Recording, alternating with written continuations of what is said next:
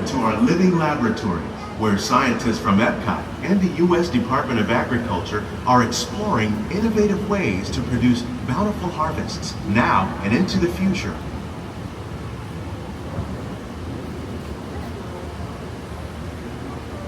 The tropics are home to the greatest diversity of plants on the planet. Many of these, like papaya, bananas, cacao, coffee, and rice, are well known around the world. These are just a few of the edible plants that have been an important source of nutrition for people living in the tropics. Many are rich in vitamins and minerals, while others are well adapted to growing in less than ideal conditions. Some, like the water lily, thrive in wet, swampy areas and waterways. All parts of this plant, even the flower petals, are edible. The starchy root of the plant has long been used to make flour for baking.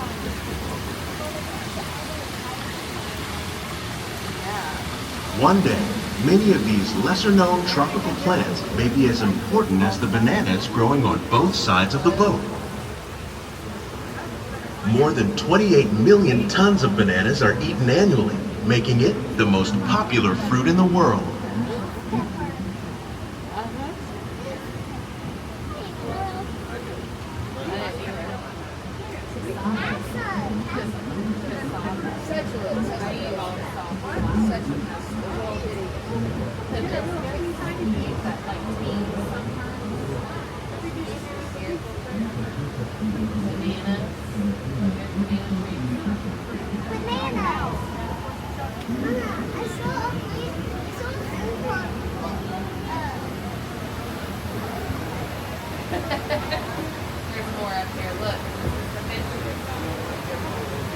When we mention farming, you probably don't think of fish.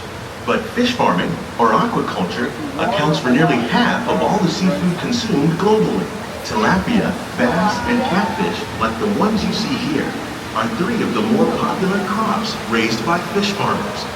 The sustainable system we're using here recycles the water in the tanks. As a result, we're able to save millions of gallons each year. Our small fish farm produces nearly 5,000 pounds of fish each year to serve in restaurants around Walt Disney World. Innovations like this one can play an important role in our efforts to produce bountiful harvests and still protect natural resources.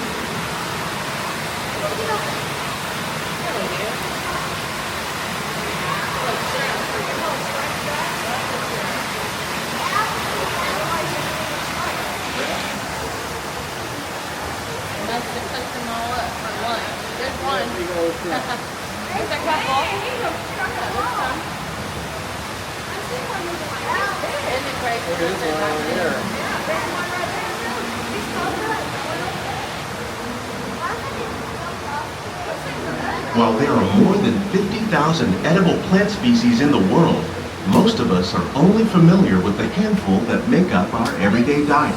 The common grains growing here, wheat, maize, sorghum, and millet, plus rice, account for nearly 2/3 of our global food consumption. Learning how to increase yields of these staples is an important goal of research around the world.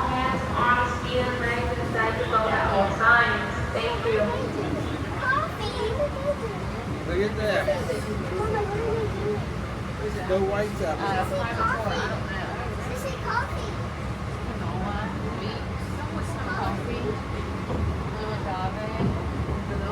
These plants are definitely on their way up. Innovative growing techniques like these increase yields while more efficiently using resources like water, fertilizer, and pesticides. Another innovation at work here is our integrated pest management program. By populating our greenhouses with beneficial insects that prey on harmful pests, like aphids and flies, we are significantly reducing our reliance on conventional pesticides. We're growing these crops using our nutrient film system. This technique precisely controls and recycles water and nutrients. With it, we can produce over 27,000 heads of lettuce a year in this one small area.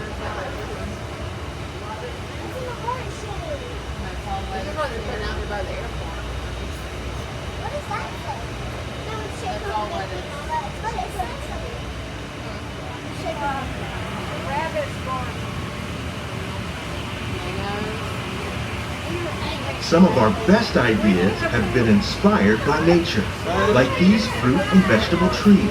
By growing these ground plants vertically, we can increase yields and better control diseases. These crops taste as good as they look. In fact, we serve more than 15 tons of produce from our greenhouses in restaurants here at the land every year.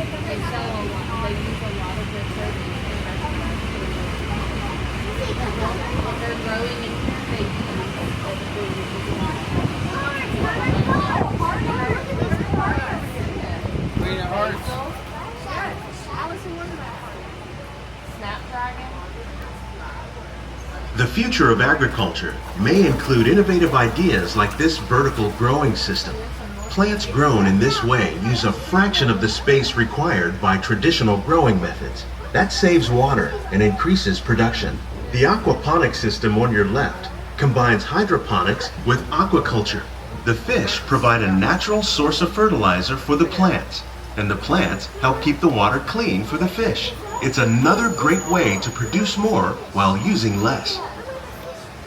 In our lab, EPCOT scientists are working with the U.S. Department of Agriculture on a number of innovative projects.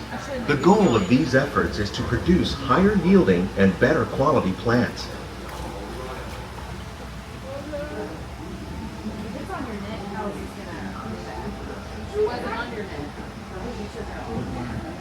Why?